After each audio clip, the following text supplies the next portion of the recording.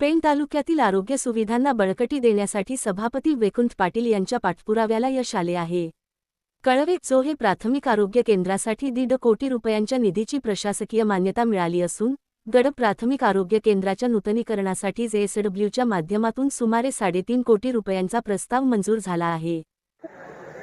निश्चितपणे आपल्या पेण तालुक्यासाठी अत्यंत आनंदाची बातमी आहे की आपल्या इथे कळवे जोहे प्राथमिक आरोग्य केंद्र याची प्रशासकीय मान्यता त्या ठिकाणी निघालेली आहे। त्याचबरोबर गडब जे प्राथमिक आरोग्य केंद्र आहे त्याचा सुद्धा नूतनीकरणाचा प्रस्ताव त्या ठिकाणी मंजूर झालेला आहे।